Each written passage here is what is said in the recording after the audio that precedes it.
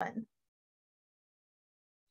would like to welcome tonight's speakers. We have authors Nora Raleigh Baskin, Gae Polisner, and Tom Rogers.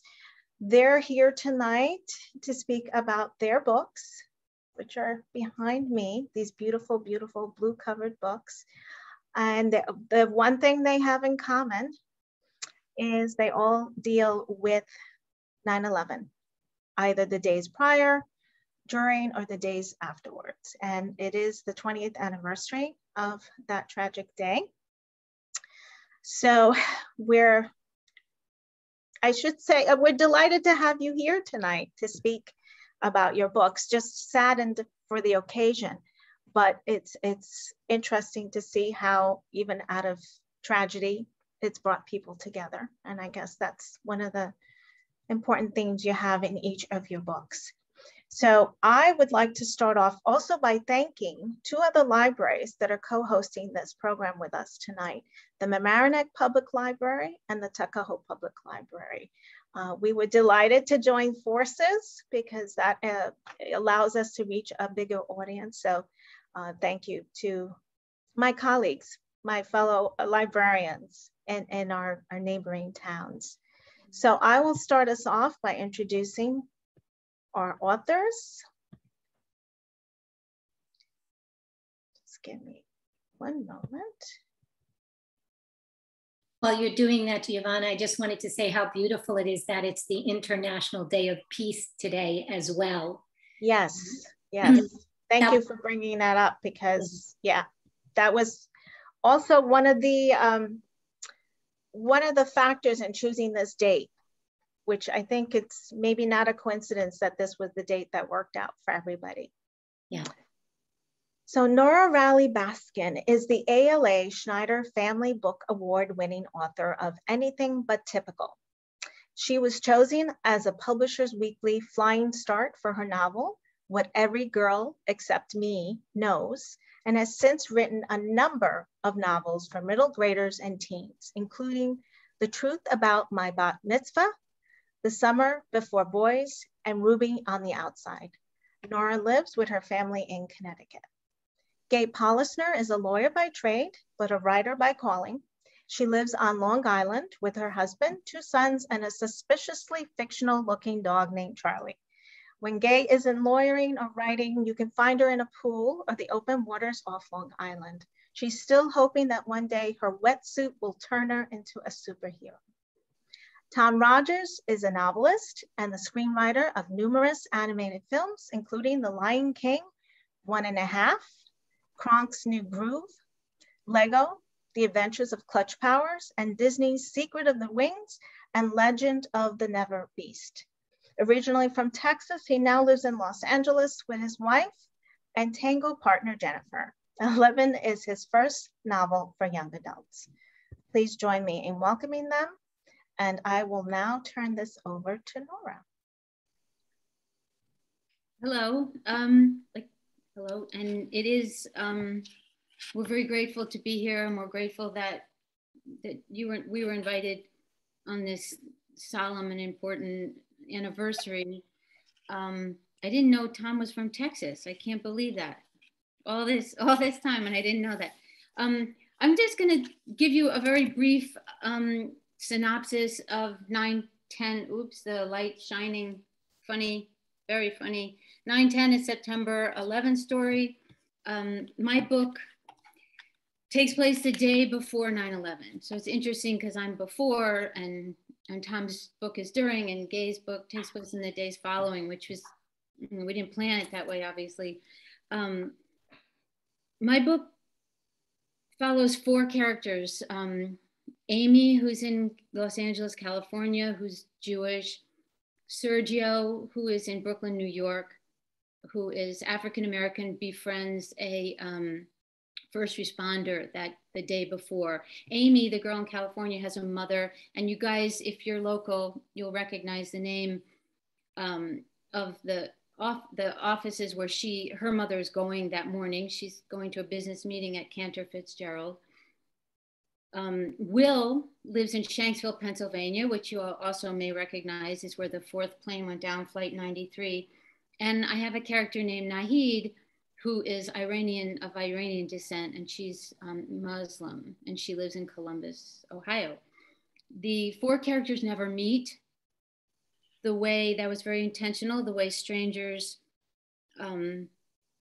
matter to each other, the way we all are connected, even though we never meet, although they meet at the very end in kind of a coincidental moment that symbolizes our connection as human beings during tragedy.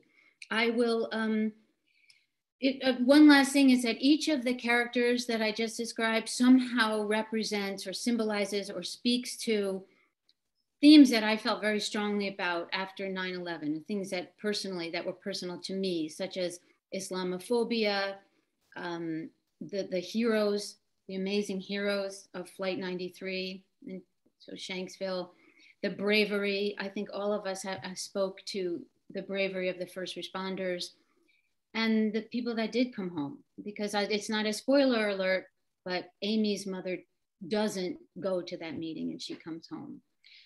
I will very quickly give you a little taste of what this book is like. I will read the very first page, and I pretty much guarantee that everybody here will recognize what I'm describing. And if you don't, you will remember, which is the first line. Everyone will remember the same thing. And if they don't, when you ask them, they will remember. It was a perfect day. More than 8 million people lived in New York City that year. So of course, not everyone's day started perfectly. There was excitement and pain, anxiety and boredom, love and loneliness, anger and joy. But everyone who looked up that morning must have marveled, whether noting it out loud or not. What a perfect day. The sky was robin's egg blue. There were one or two fluffy, almost decorative clouds. It was late summer warm, so the air was still and clear, not the least bit humid. Warm, the exact way you would set the temperature of the earth if you could. Clear, with just enough breeze so you knew you were outside breathing fresh air. People would remember that day with all sorts of adjectives: serene, lovely, cheerful, invigorating, peaceful, quiet, astounding, crystalline, blue, perfect. Until 8:46 a.m., when the first plane struck the North Tower of the World Trade Center, and nothing will ever be the same again. But that has not happened yet. I've heard Nora read that so many times, and it is beautiful every time. It really is. So my name is Gae Polisner. I am the author of The Memory of Things. My book actually diverts from the blue cover we all have in paperback to a bright yellow cover with Coney Island on the bottom, because there is a scene that takes place at Coney Island. The Memory of Things is a young adult novel. It's actually a crossover to adult novel, and I probably have as many adult readers as I do have young adult readers. It opens the morning of September 11th, when my 17-year-old protagonist, Kyle Donahue, is in Stuyvesant High School, witnesses the first Twin Tower goes down, and he's fleeing across the Brooklyn Bridge to safety. On that day in New York City, if people lived below 30th Street, they sent them across the Brooklyn Bridge. If they lived above, they sent them home above. Kyle happens to live in Brooklyn with his father, who is a New York City detective, so likely on his way into the towers or already in there, as Kyle is headed home. And it also occurs to Kyle as he's first walking that his mother and sister are supposed to be flying home that very morning from California, and are likely in the air as this is all unfolding. As he reaches the Brooklyn side of the bridge, and I'm going to stop my reading just shy of this, he comes across a girl who is covered in the smoke and ash of the Twin Towers, clearly been right down there at them. And she is wearing a ginormous pair of costume wings. She is catatonic, in shock. She doesn't know who she is or what she is doing. She looks like she's about to jump from the bridge, and not knowing what else to do, Kyle takes the girl home with him. What unfolds in the next few days is his connection to the girl as he helps to try and help her figure out who she is, who her family is, but also sort of the more he gets to know her, the more he starts to fall in love with her and maybe not try so hard to get her to go home. So I just read you from the opening, which is Tuesday, September 11th, 01, bird. And you'll see I've crossed some things out. That's just so my reading is shorter.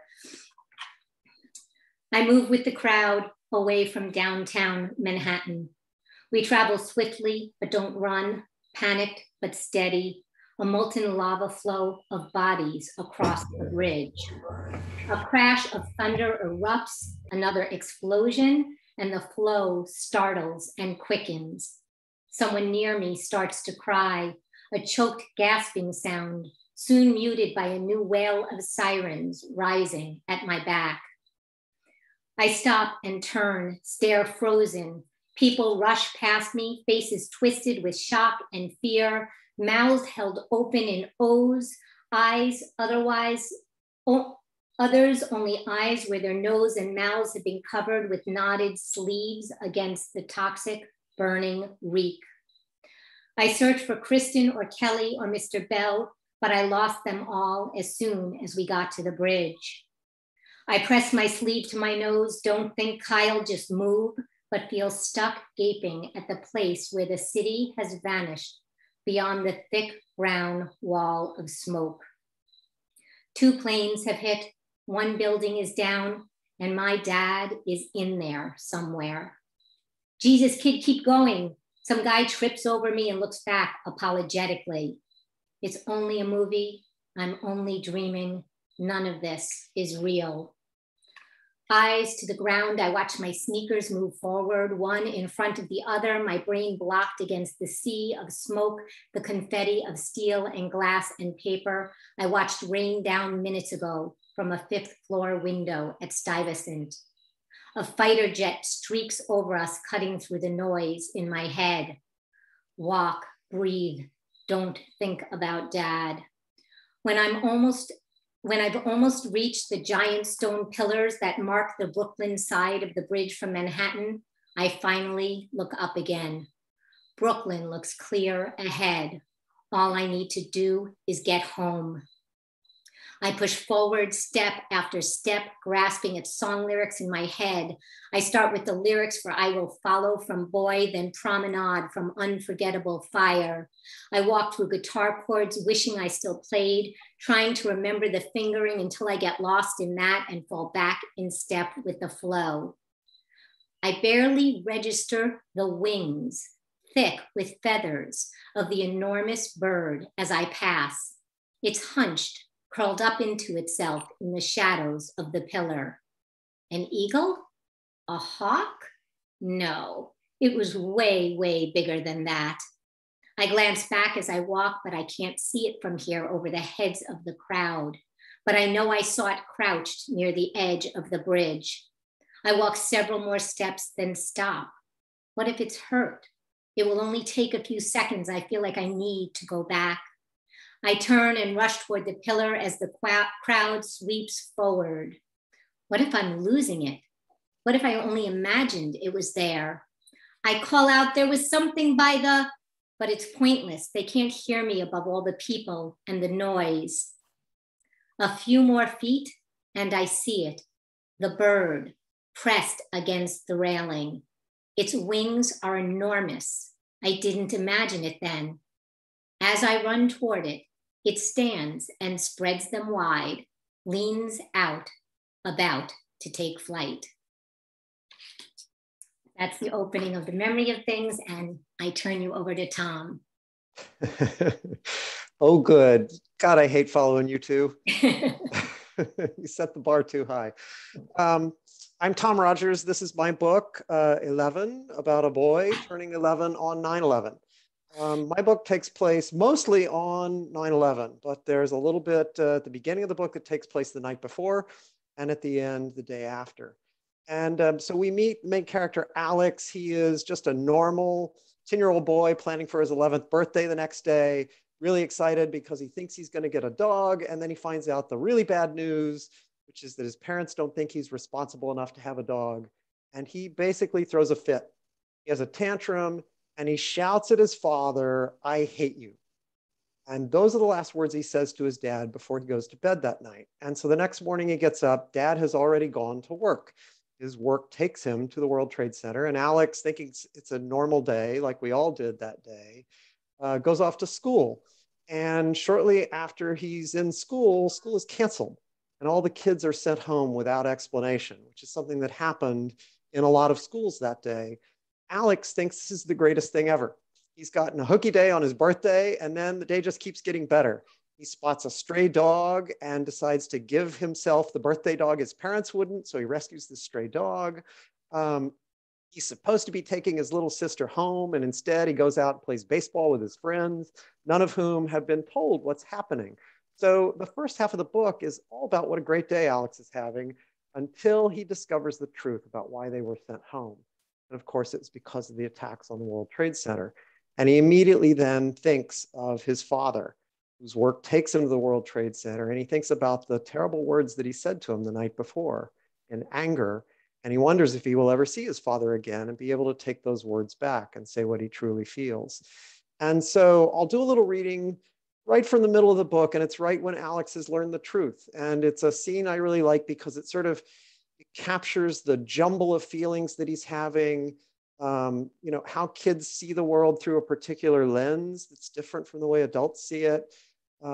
It's about the disbelief that he feels and the need to prove to himself that this horrible thing can be real.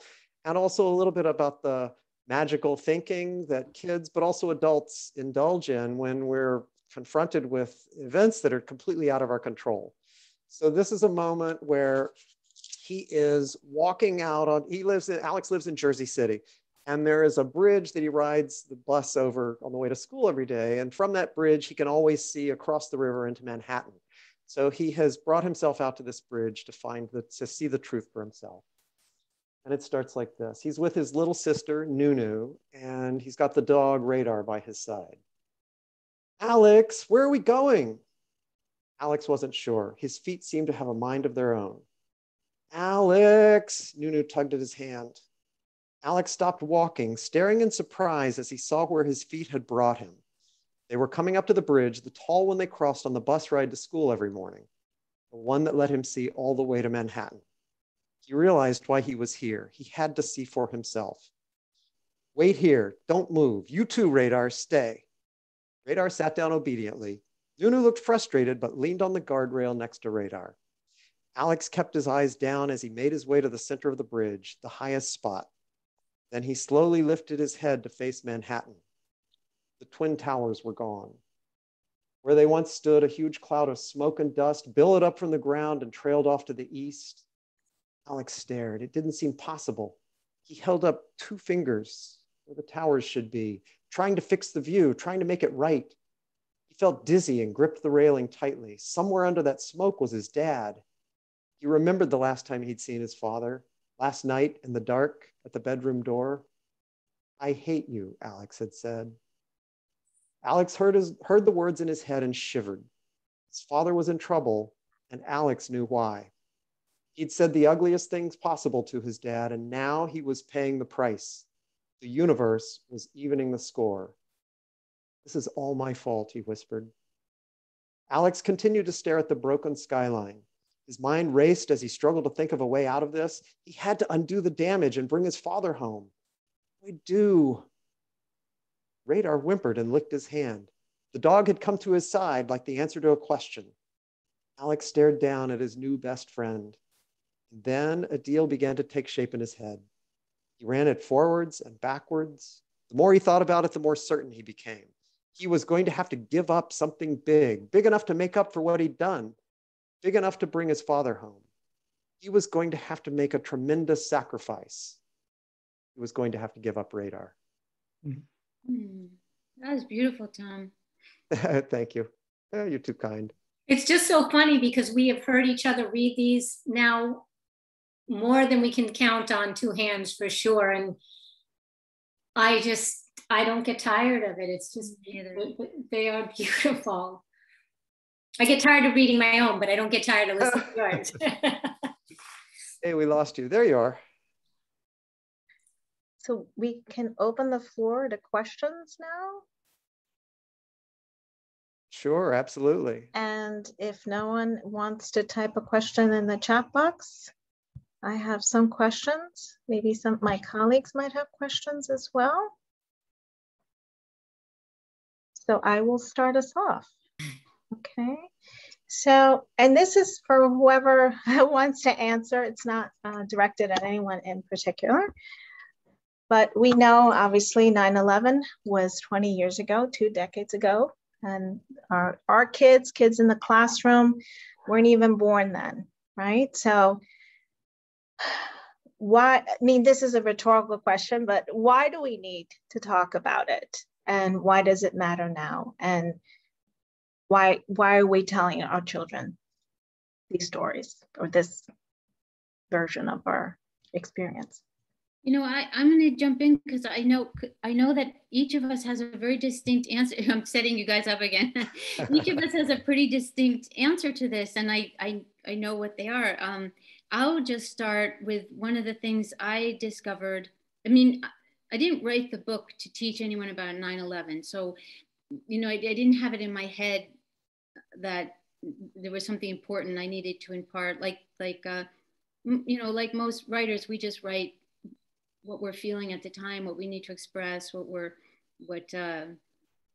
we feel strongly about.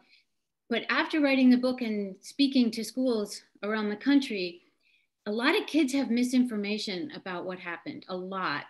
I think, I'm not sure why parents and teachers. Hey, Nora, or no information. The number of kids who don't even know about 9/11, yes, just shrug their shoulders. Especially like outside of the, you know, the New York area, or it's been kept secret from them because a lot of the adults are afraid to talk about it.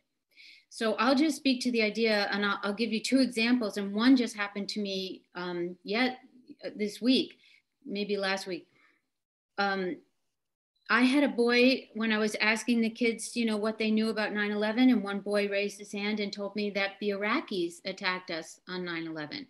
So I was very shocked, but not surprised that he thought that, given, you know, we went to war with Iraq, and in fact, not one of the 19 terrorists was Iraqi. So that was one example of how misinformation becomes, you know, can turn into very dangerous thought and be passed on to other people, and prejudice and bigotry arises. And just the other day, I didn't tell you guys this is the first time this happened to me.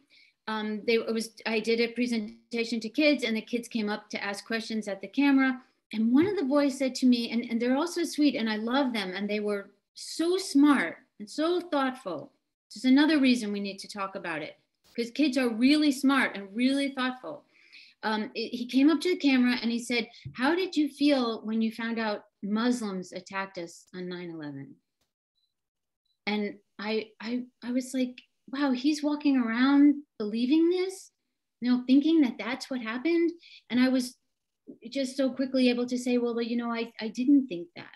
You know, I knew that these were terrorists. I knew they were, you know, extremists, and I knew it was, you know, it was Osama bin Laden, and I didn't think that.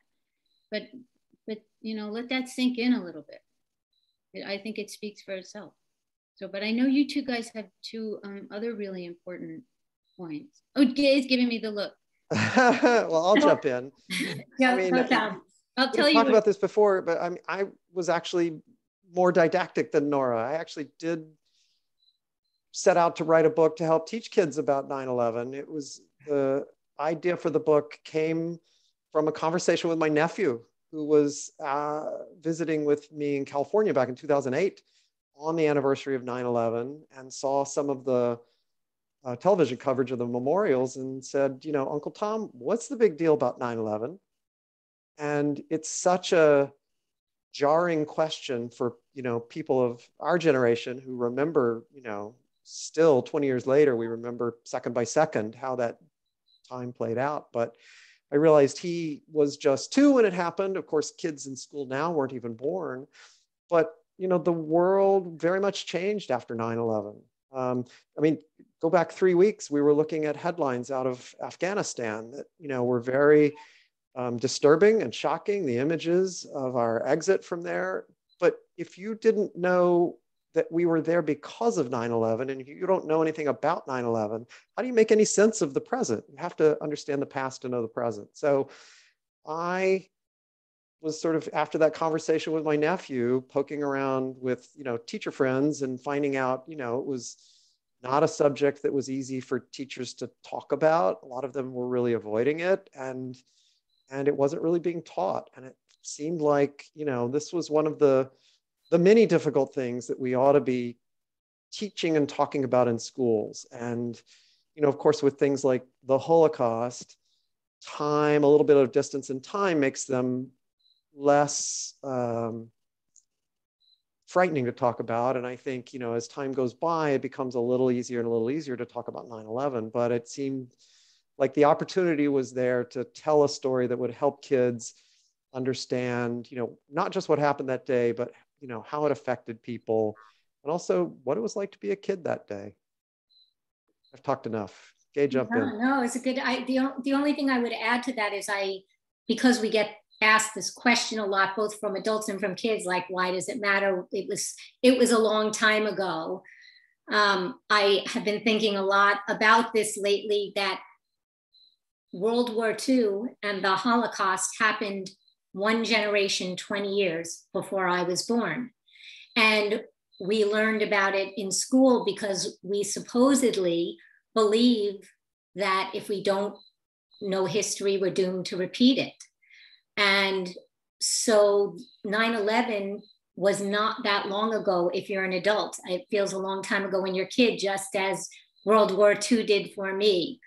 But it's only one generation, and we need to understand the ongoing ramifications. I've been watching this. There's really a pretty extraordinary documentary right now on Netflix about the global impact of 9/11. It's incredibly graphic, which is so surprising to me, because I really remember right after it happened that there were very clear rules about what they would or wouldn't show, because we were all so traumatized, and it was sort of a new thing to be able to be privy to seeing images like that people had captured on their cell phones. And so there was this, I say unspoken, there was this spoken journalistic standard that they wouldn't show that. Well, that does not exist anymore. And the footage they have on this piece is incredible.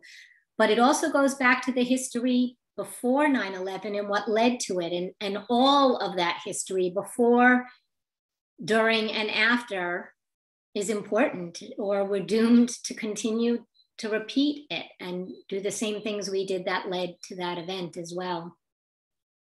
Gae, when you're talking about the graphic images in this documentary, which I haven't seen yet, but you're talking about the sort of unspoken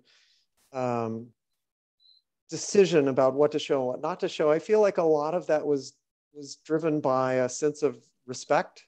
Yes. That the focus should be on the effects on people, and the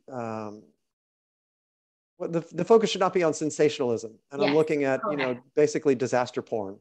Correct. And I think that's something we get asked about a lot with our books, is how do you handle the difficult, aspects of 9/11 in the books? And I think it's something we all are careful. It's a line we're careful to be aware of in our writing, because the focus isn't just to make kids go, ooh, gross. It's to keep their attention on how people responded to this and how it affected them, and how they rose or didn't rise to the occasion, and what the emotional consequences were. And I think it's something, it's a line that we've always been aware of. And I think that most of the books about 9/11 are careful about and being aware of our audience as well. For sure. Oh, I see. Giovanna Melissa Caliendo has some good questions. I gotta say hi to Melissa. She's a teacher friend from Holmdel, New Jersey. Nice. Well, she had a question which you may have addressed to some extent. She wanted to know how have your conversations with students changed, since it is 20 years later and the students do not have as much personal context. And then second question and comment and question, it's really interesting that all of your stories are told from multiple point of views. Despite how many times I've listened to all of you and read your books, this is the first time I'm really realizing that pattern. I wonder if you can share about the decision as a writer and why that seems so important. It seems thematically aligned with your ideas of connection, but just wondering if there was something else too. Yeah, I don't know if, I mean, I have 4 different voices. I could have had 8, I could have had 12,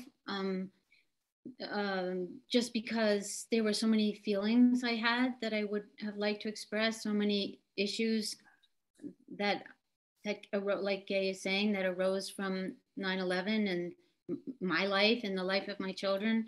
I picked 4, made them as different as I could, you know, Black to white, Jewish, Muslim to Christian, rural, urban, New York, California. And I wanted each of them to speak to some specific thing, like I said in the beginning. But the fact that they never meet, if that sort of answers this question, they don't meet, but their lives are also connected. And I realized the last school visit I did, I laid in, I forgot this completely. I actually laid in Easter eggs. I think that's what they're called, right? I didn't know that that's what they were called. There's little Easter eggs in each of their stories to remind the reader, if they see them, that we are all connected, even if we never meet each other. And at the beginning of the book takes place in an airport where they all just happen to be. And there's like a baton passing where like a quarter drops on the ground and one person picks it up and looks up and sees somebody else, and somebody asks somebody's dad for the time, and it's this kid's mother. So we all pass in the night, and we all are responsible for each other. And at the end of the book, there's the denouement when the Islamic girl is being picked on and the other 3 kids have to step up. So that's why I chose to have 4 different characters that had so much to say, I think. And, you know, my own singular story really wasn't interesting to me. You know, a middle-aged mom in Weston, Connecticut, you know, whose kids were safe and sound. That wasn't the story I wanted to tell. I just have to jump into Tom. You did not write a didactic book, because you wrote and every time I say it, you wrote what was in your heart. You felt moved by this kid's lack of understanding, and that's what drove you. And if the result, you know, your goal, your heart was to share that information with other kids, that's what you did. So you got to stop selling yourself short. All right, thank you. No, I was more just talking about, really, you know, a lot of people like to know about sort of writer process, and yeah, I know. And every writer process is different, and kind of your starting points can be different. And I mean, I know we've talked about whether or not we're, you know, pantsers or plotters, whether you write by the seat of your pants or plot it out. I am very much an outliner and a plotter. Mm-hmm. You know, you guys are more like sort of write and find it kind of writers. You know, so that's a sort of a common distinction. And I just meant that sort of my entry point was thinking about the fact that kids need to know about this and that they weren't being taught about it. Yes, I mean, absolutely. At a certain point, you've got to fall in love with your characters and put them through hell and, you know, go on this journey with them. But just that, you know, there's no sort of one way to write a book. I know. I just had to say that. I just had to jump in. And you know, I don't know if you've heard how many times the word story came up as we were answering, as Tom and Nora were answering the question, but I mean, that's the bottom line. It is an interesting observation that there are different point of views, and I am curious what came behind that. Maybe it felt in some sense that different people would have seen the event different ways, or who knows, like what is secretly working behind the, you know, the magic muse curtain.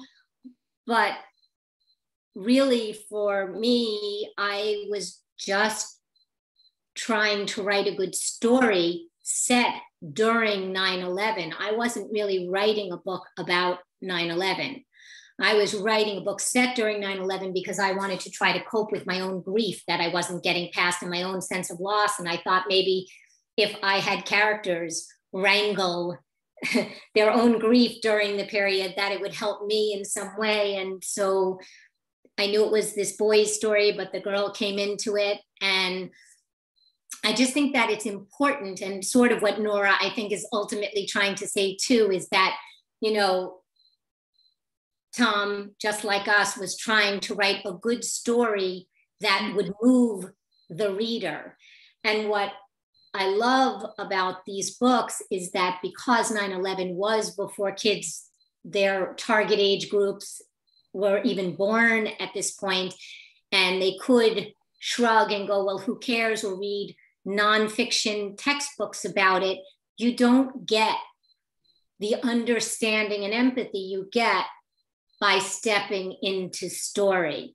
And so each of us, whatever decisions we made, were made to try to write the best story that the reader would care about as we could. And one of the moments that I loved when Tom was first reading aloud, and I, you know, raise your hand, except I can't see anybody, if you felt this way, but when Tom held up those two fingers, just like his main character does on the bridge, to sort of either block out or restore where those two buildings were, I wanted to do the same thing with my fingers, and I wanted to do the same thing with my mind, and I wanted to do the same thing with my heart.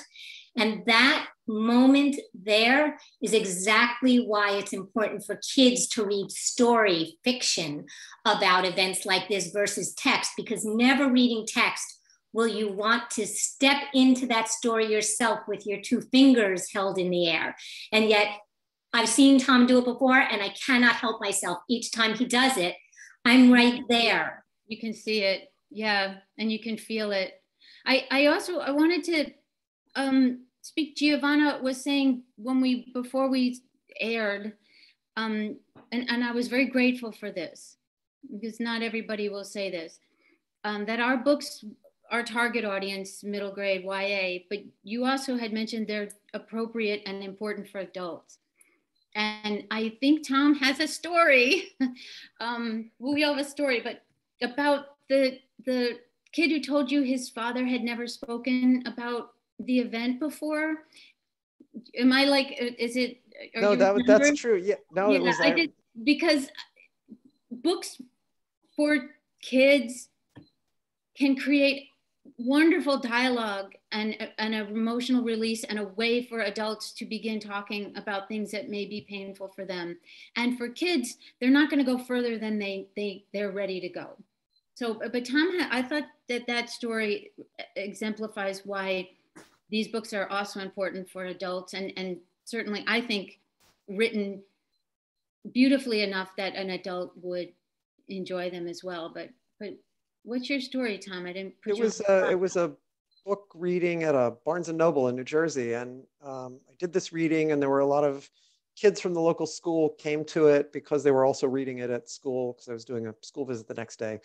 And it was a mom, and her son came up to me, and the mom said that her husband, the boy's dad, had lost his brother in the collapse of the North Tower. And this would have probably been 2016, so it must have been 15 years later, had never talked about it with family. It was just too painful, and just, not a thing that he could open up.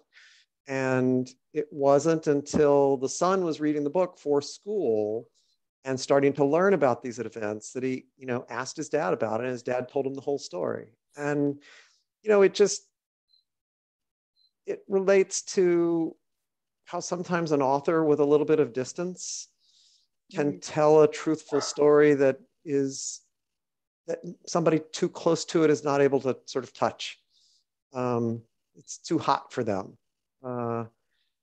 And so I think that's, I think we've all had that experience of people who, the three of us, we did a library event in Middletown? Middletown, New Jersey, yeah. And there were people in the audience then who stood up and told their stories of their experiences of 9/11, many of whom had not talked about it before. It was quite emotional. again, what Gae was saying, story allows people to, sort of people relate to stories on a personal level, and they relate their own stories to the stories they're reading. And I just think it allows people to access some emotions that they may have kept bottled up for all this time. I think it, hopefully it has that effect. I had an interesting thing when I was trying to publish The Memory of Things. My agent had a hard time reading it because he had been very close to the towers and he found it way too painful. But he said if I wanted to shop the book, he would shop it for me to publishers. And I was getting rejection after rejection after rejection, very often with the editors saying they couldn't even read it after they read, the opening scene or whatever, that it just felt too close to home.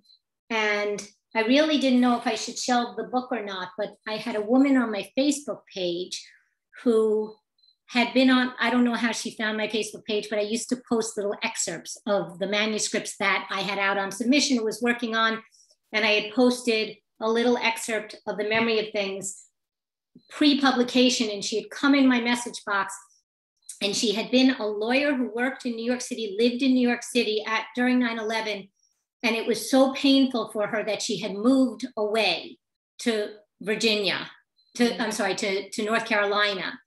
And she came in my message box and she said that she wouldn't read anything or look at anything about 9/11 until I put that little excerpt up, and she asked if she could read the whole manuscript because she said that it was the first thing that she had seen that filled her with hope, as opposed to feeling bleak or sorrowful about it. And it's not that the book doesn't have difficult, graphic, upsetting moments, but ultimately, I think that that's also really important too to everything that we're talking about, is that we wrote these books to inform, to tell a good story, but we made a very conscious decision, all three of us, that they were going to be stories about how we cope and heal from tragedy.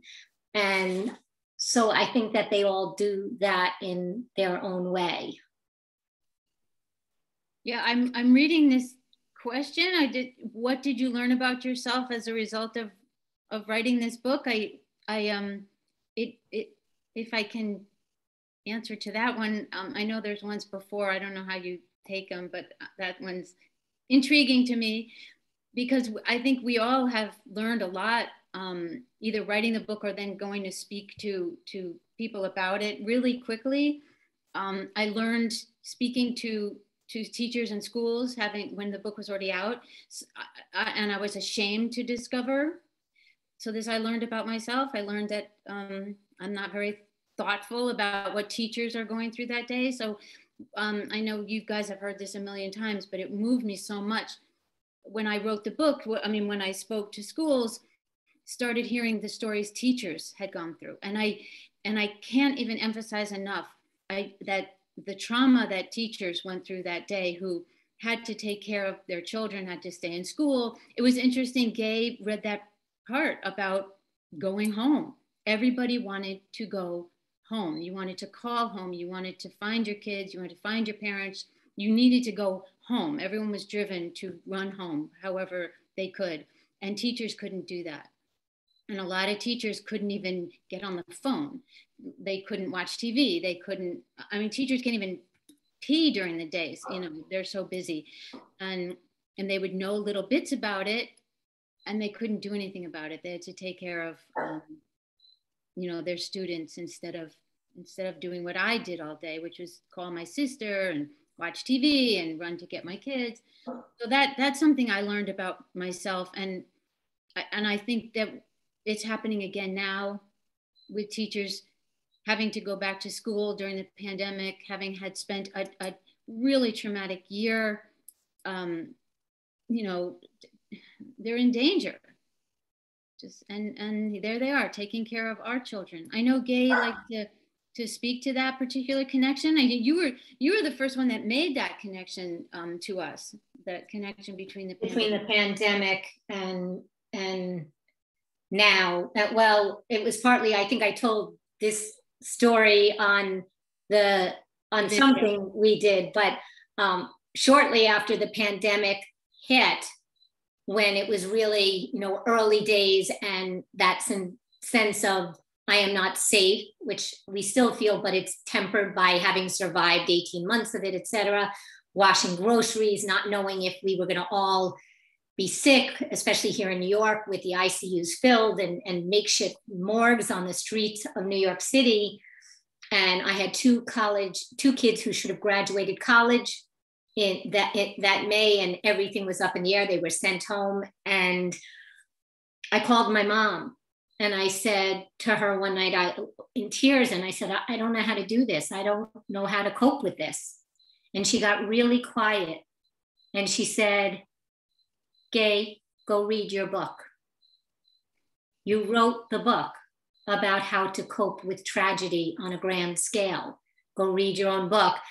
And it was that and a few other things that really made me feel this deep connection between what our kids are experiencing now and what we experienced during 9/11, albeit 9/11 resolved more quickly in some regards. We've had wars that have lasted forever. We've had people who have died long after the fact from illnesses related. When we do the 9/11, talk about the death toll that day of 2,700 and change, how many others have died in the years since from cancer and lung disease, but there are a lot of connections between how do we cope against the backdrop of terrifying tragedy. And certainly in the memory of things, the answer for Kyle and the girl is we do the little things every day. We cook, we clean, we do laundry, we help other people, and we make human connections, and we look for love. Mm-hmm. And, I have some readers sometimes who aren't good with the romance in the memory of things, and I get it, and that's okay.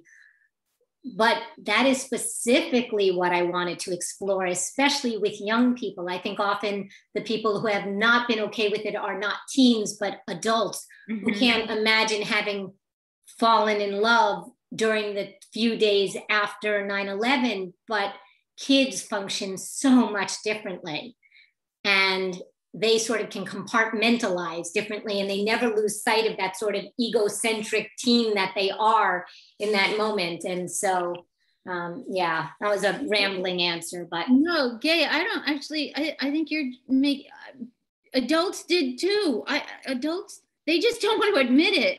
I mean, I heard so many kids get up and say, well, my parents got married the day after 9/11 because I heard that story because, it was such a wake-up call. It was so terrifying. So I think parents just don't think it's appropriate or something, but absolutely what I love the most about Gae's book is the love story, that in the midst of tragedy, we are humans and we fall in love and there is love. And that is don't sell that short or in any way.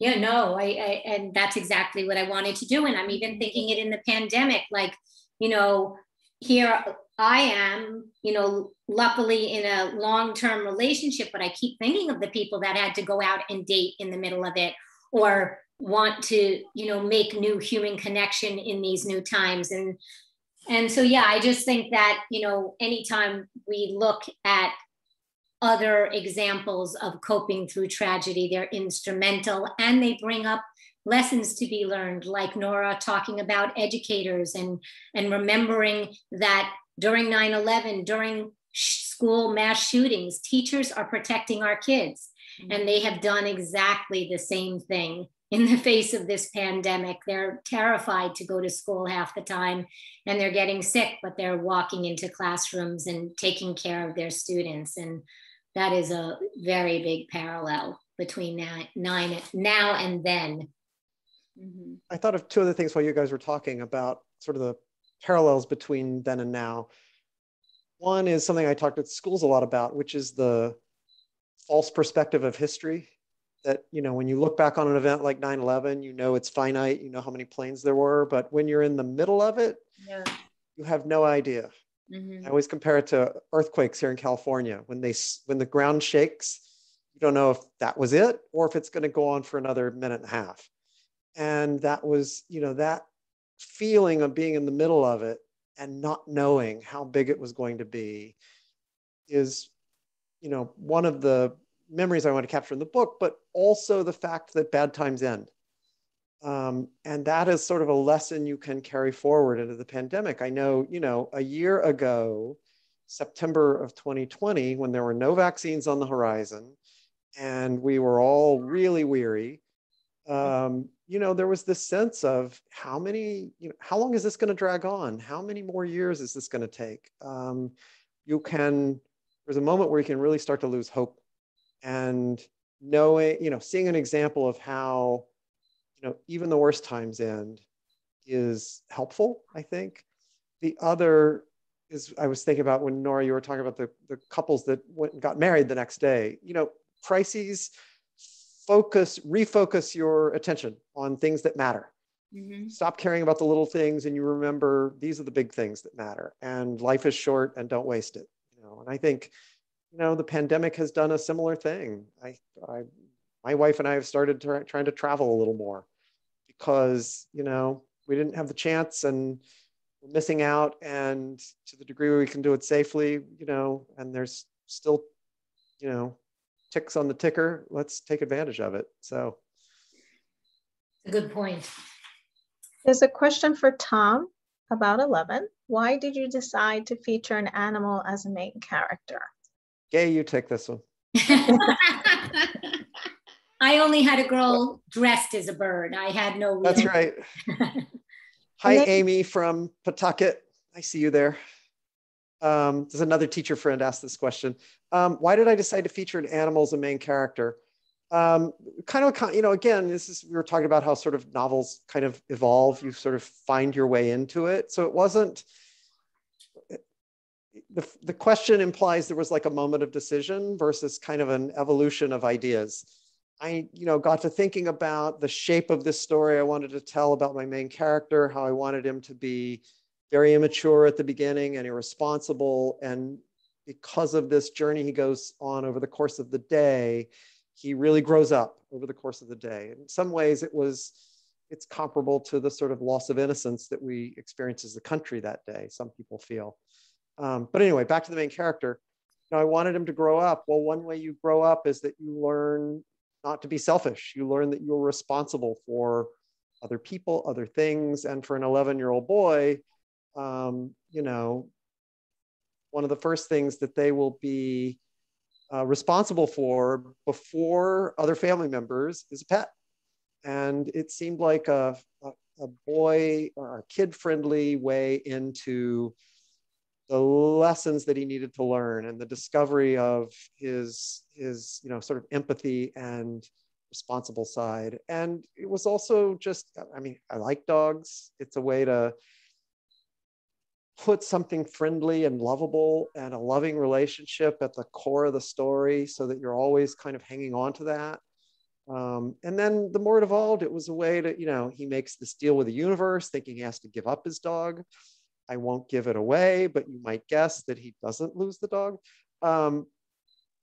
It just seemed like it just kind of developed organically. So enough on that. Thank you. Melissa has another question, and for all of you. What is the most interesting question you have ever received from a student? God.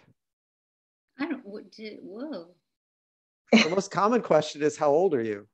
No. Every single time. Are you kidding? Every single time. No, the most common question, come on guys, how long did it take you to write the book, right? Yes? Yes. Yes. How long did it take you to write the book? Totally legit question. I get asked on the romance that takes place between my main character and the girl. I have people read differently what they've been doing. And so I got a question once and I was like, no, there's just some kissing and maybe a little heavy petting, but not anything more. And I remember I was in a library and she's like, why does he sleep with her? I'm like, what book are you reading?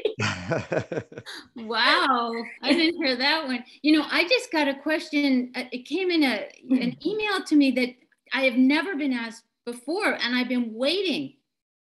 I've been waiting for this question.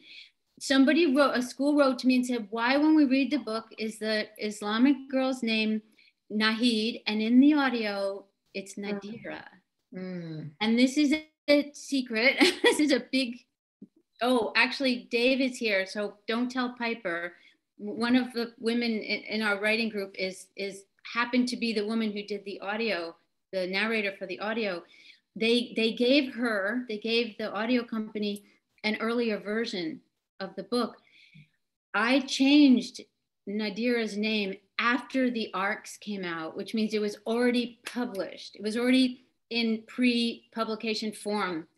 And when that had already happened, I discovered that there is not a single person in Iran with Iranian descent whose name Nadira, and that Nadira is an Arabic name, and Iranians are Persian. And I was so bent, and it was so important to me to get it right.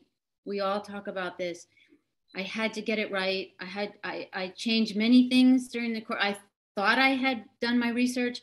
I learned the difference between Sunni and Shia. I learned so much, but I missed this one. And it was so important to me. I had them change the name even after the book had been published, pre-published. So that is why there's a huge discrepancy between the audio and the actual paperback. I've been waiting for that question. I told them I would jump on a Zoom and explain myself to them tomorrow. Actually, I'm going to go into class and cop to it. Good eye for detail. It's a big thing, though. You know, you're reading it. It's Nahid. First, I thought it might be a pronunciation issue, but the teacher looked it up. It's not. It was big. We have to get it right, right?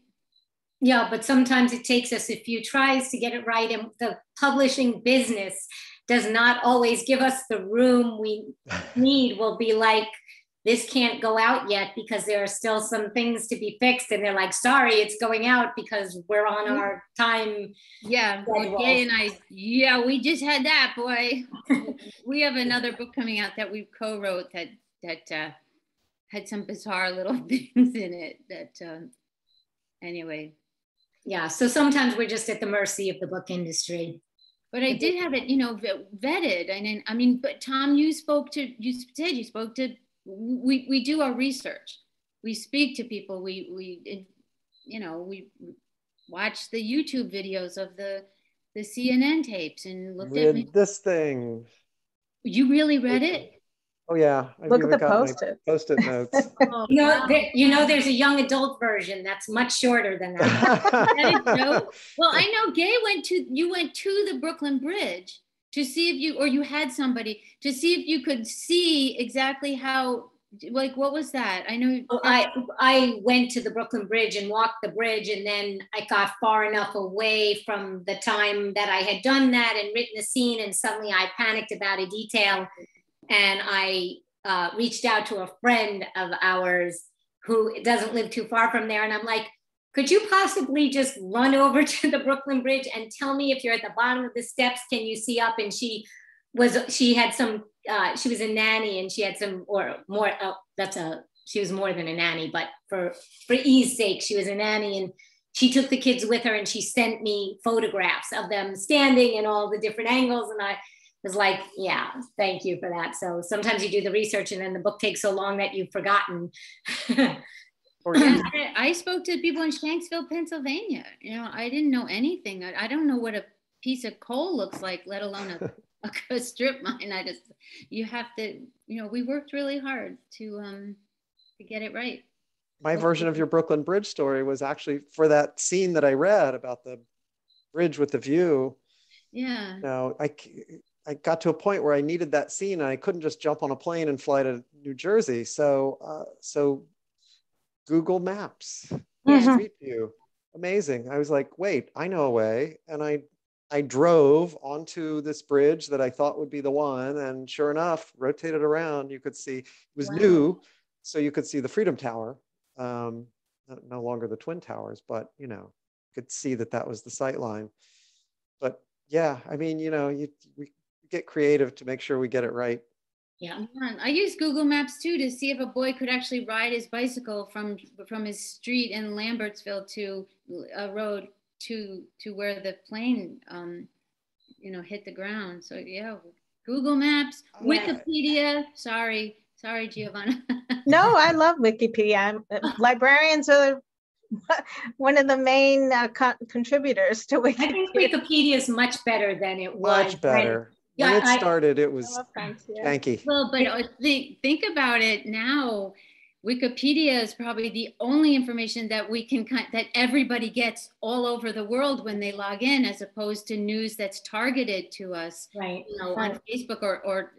So it went from the thing librarians would cringe when I mentioned no, to actually probably the most reliable, unbiased source of information. So there's a change. And just because it's relevant to what we're talking about, Kyle actually makes mention, he gets on Wikipedia, and it's a brand new website that was just started in 2001. So it actually coincides with the date of all of our books that Wikipedia came into existence. Now, it's hard not to notice how all of your covers have that beautiful sky blue on the covers. Did you have a say in, oh, well, yeah, you have, and the yellow with Memory of Things in paperback, but the first edition, did you get a say in how your cover was designed?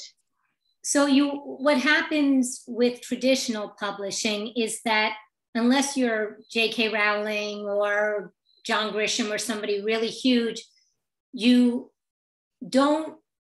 they ask you initially if you have any thoughts, things you'd like to see on the cover. So I had mentioned the girl's wings and stuff like that. And then they'll do some rough sketches and they'll show them to you and ask which direction you like. So you get what's called consultation.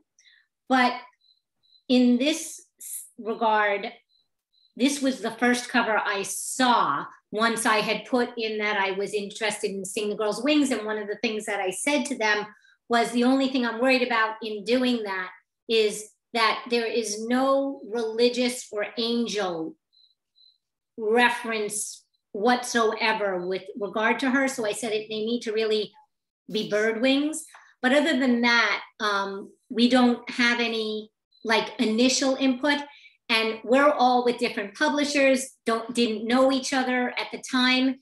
And each of the graphic designers at each of the houses picked this sky blue color. And we all remarked on that once we became friendly, that was such a impactful color memory of how blue the sky was, that they ended up just leaning toward that cover, each of the designers. I don't know if anyone else has heard this. Someone told me the other day at a school visit that it's now called a 9/11, when they see a beautiful day, a 9/11 sky. I didn't. Wow. I know, that's, yeah, I never heard that.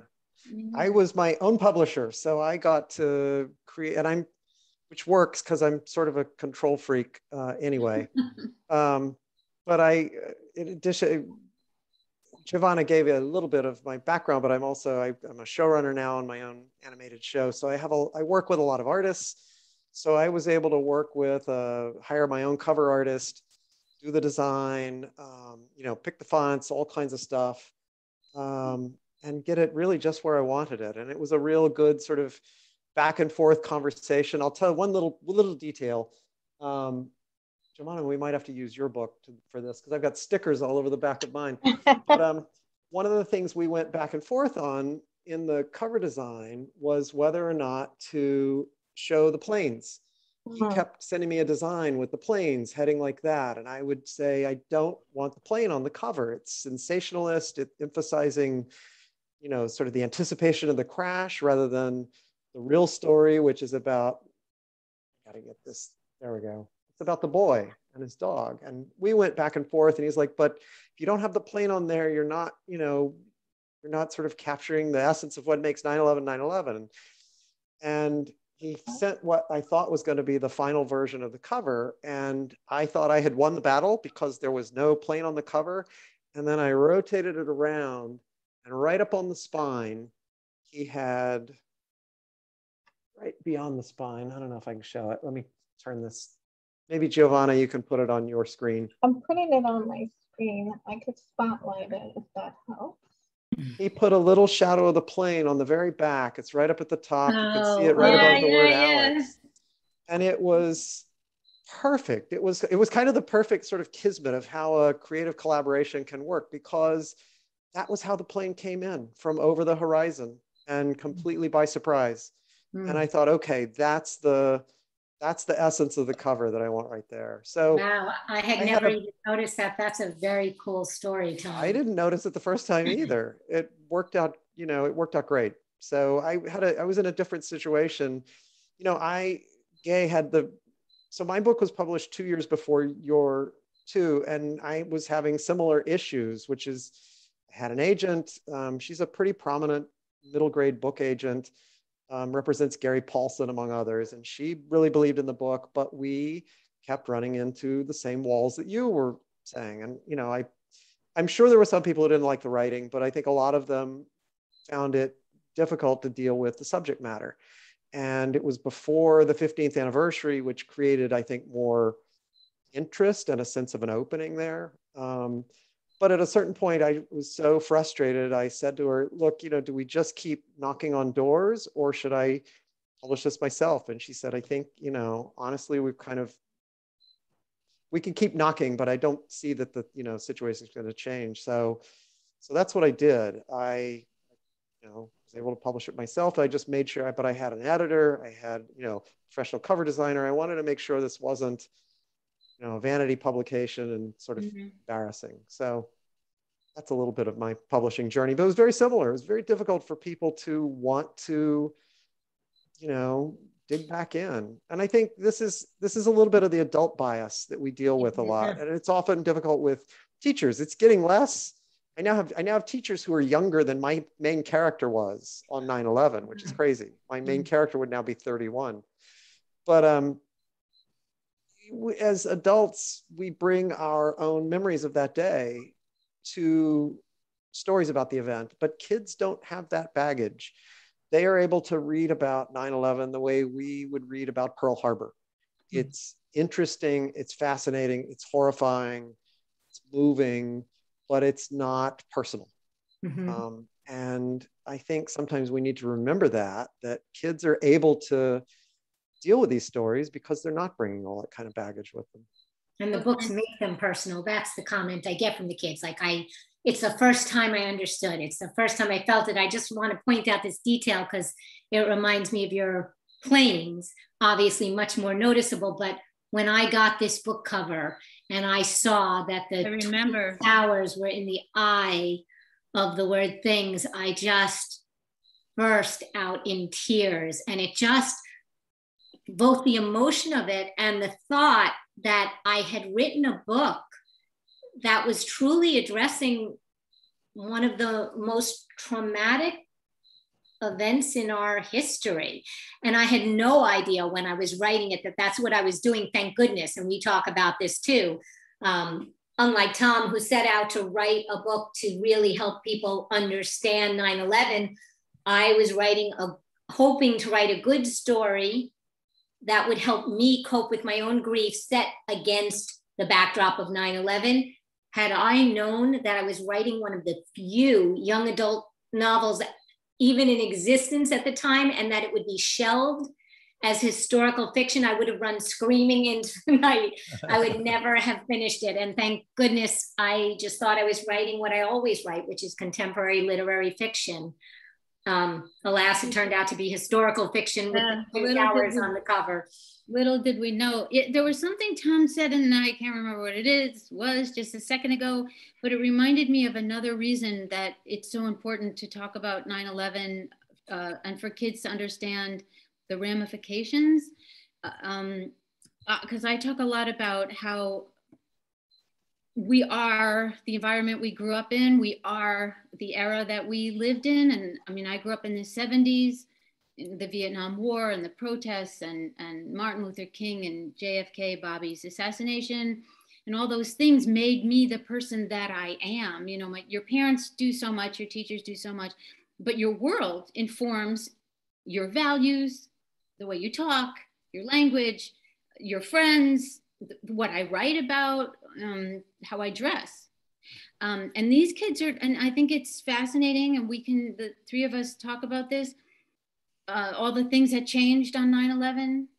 One of the more subtle changes that I find most fascinating these days with Facebook and Instagram and all the things happening, it was the Patriot Act that was passed by Congress a month after 9/11. And no other time in history, right, would Americans have passed this act that allowed the government to, you know, watch what you're doing on your computer and listen to your phone calls and surveil you everywhere you go. I'm fascinated by the fact that our children just accept that as fact. When I ask kids, how many of you know that the government can, you know, look at your history on your computer and listen, and they're all like, yeah, we know, yeah, sure, you know. And now there's a generation of kids that know they're being watched, and maybe like it, you know, maybe they're posting their pictures and they're on Instagram, and it's just, there's an entire world that's been created by this ripple effect of this, you know, horrific event. That the Patriot Act is one. And you know, we could talk a little bit about, I think it is important to talk about how seemingly protected we thought we were and safe in this country. We had never had such a large terrorist attack. I mean, you know, we had the Twin Towers had been attacked in a small way before, but other countries had been experiencing this forever, right? They lived with terrorism. My kids didn't have that word in their vocabulary and see it on TV every day. So our world, you know, lost in innocence. It lost, there's a change in trust, maybe as false as it may have been, that our kids that's the world they're living in. And you know, what is that? What are they going to grow up to write about and be? Just speaking about what are they going to grow up to write about, and I know for all three of us, it's always frustrating to have people here palpable, that we know you're there, but not be able to see your faces, and not to have you be able to engage with us. Like I would be all for, like, turn on your mics and have at it, but I appreciate that. That's hard to do when you have such a big crowd. But I do want to say that writing is a really beautiful way to cope with grief and personal loss. And you don't have to write a novel or a book, but you can just take out a piece of paper and write the things that have struck you as painful or difficult during this pandemic time. And we do a writing exercise where we do this with people, but you don't need us. Write down 10 things that affected you during this period of time, and then look at those 10 items and remind yourself of stories of them. They all, any one of those 10 items that you write down have the ability to turn into story. And if you are harboring grief, especially if you lived alone during this time, it is truly one wonderful way to try to kind of purge some of that grief, and to sort of put it into context or perspective. And you never know where it will turn into. And so we're talking about reading our stories, but feel free to leave here and say, you know, I've been feeling all this grief and trauma from the last couple of months, and go write it down. And you might be surprised how much it helps. It helps. You know, I'll ask you guys a question, my fellow writer people that I love. when I was writing the book and doing my research, and I put on YouTube videos of the CNN feed, you know, and the actual, you know, as it was happening, because we didn't know when it would end. We thought, you know, we didn't know what was happening. And the news people were so frantic. Do you remember? They were so frantic standing there. And then when it collapsed, it was on film. You know, we watched it live. I was so surprised to find myself hysterically crying, and like my throat was burning, and I was bawling, and I had not cried about 9/11. I didn't know that I had that much. I didn't know. I think that sometimes I think, do we have a survivor's guilt? I didn't lose anybody personally. You know, people who lost somebody mourned and grieved, you know, and the country grieved with them. But did you guys experience anything when you're doing your research that took you by surprise with the overwhelming emotion of it? Did that happen to you, Tom? And I wouldn't describe it as survivor's guilt, but just empathy. I mean, every time you go back to those images, it takes you immediately to the enormity of the loss that day. It's just. But what about your own? Like it didn't feel. I know I'm not being. I'm not such a horrible person, but it wasn't. You know, I wasn't feeling empathy. It was truly a re-traumatization of that day that I hadn't processed. I think. Did that happen to you? I think that's what I mean. You know, it didn't happen to me while I was writing. You're all better people than me. Okay. No, but just different. What I find is that when I do readings from it now, that the readings that I do, which is in its own way, thank goodness, like a compliment to myself, which you know, writers are rare to give themselves, but it always takes me by surprise when I'm reading a section aloud and I can't get through that section, that the reading of it, more than the writing of it, will kind of reopen the emotion of it. And Tom and I were recently at an event, and I was reading this. We had educators literally standing in front of us. And there's a point in the book where Kyle and the girl go to the promenade in Brooklyn, and there are candles and teddy bears and flowers and all those missing person posters. And then from a photograph that I found while I was researching, there's a huge banner stretched across the railing of the Brooklyn Promenade that says, "We are still standing." And I was reading that section at this reading with Tom, and I could not get through it. And it was partly because it was the 20th anniversary and we were on a rooftop in the footprints of the Twin Towers. And it was partly because as I spoke those words, they conjured up the last 18 months we've been through. And here were these people who had all been traumatized, because I don't think there's any single one of us at this point that hasn't been traumatized in the last 18 months, who were still standing. And I could not get those last words out. So for me, that is the answer, is that I feel it much more when I'm reading now than I did while I was writing it. Wow. Yeah. Okay. Same thing for me. And, you know, and often it happens in front of a room full of fifth graders, which is really disconcerting, a little bit embarrassing. You've heard me give this quote before, but it keeps me going. I used to get embarrassed about it because it just looks ridiculous. It feels self-congratulatory. It's like my writing is so moving. Watch me move myself to tears.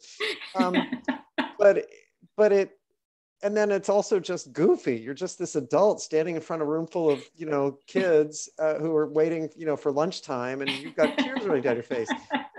But it's because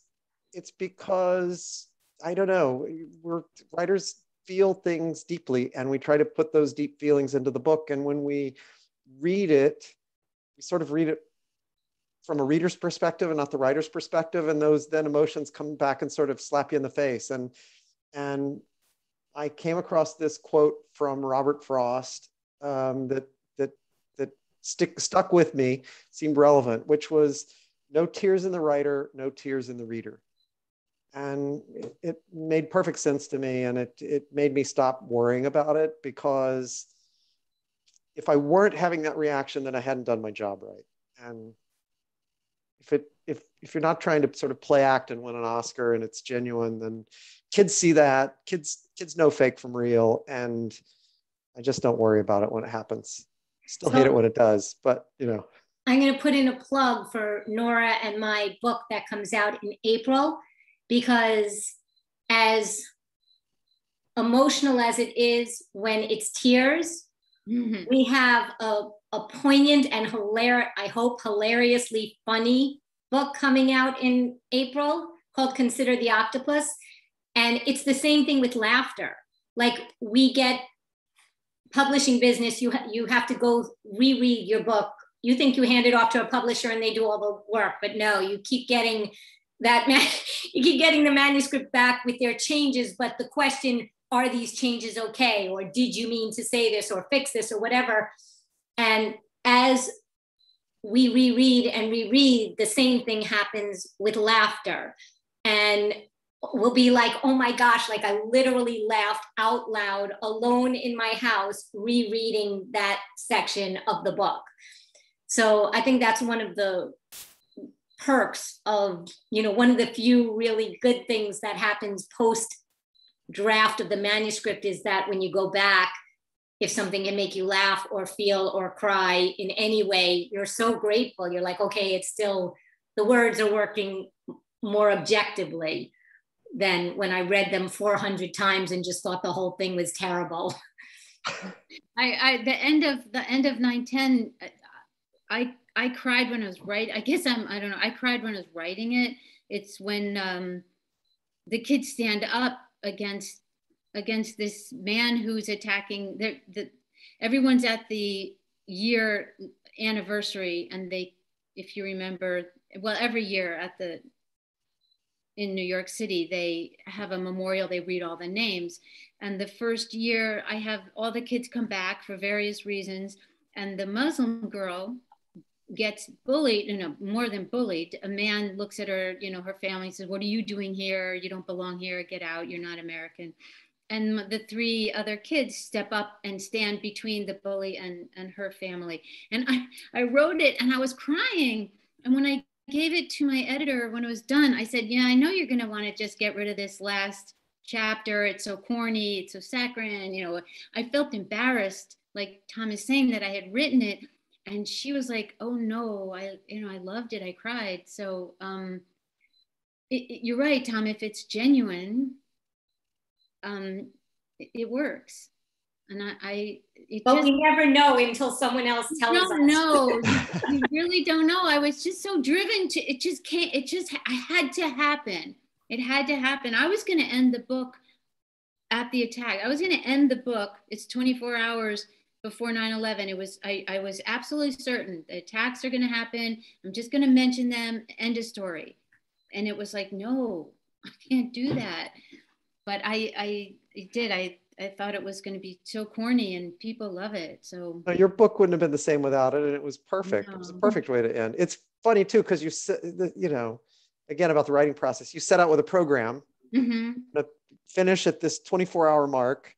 Yep. And then you realize, but that's not what this story needs. I mean, I had the same thing. I was going to tell my story within, from within the bounds of 9/11, but I realized I actually need to back up a little and go a little beyond. And that's what the story needs. Nobody cares if it fits within a box that I thought would be kind of cool. Right. I'm just curious, would any of you ever revisit these characters from your 9/11 books, either as parents themselves now? I actually have written a while back and have not looked at it again. I actually went and wrote an opening scene of really? My two main characters getting in touch years, like 15 years after the fact. And if I visited them, that's what it would be. It would be 10 or 15 years after the fact. So they'd be, there's a big problem. I've thought about it a lot. There's a big problem with that in terms of publishing.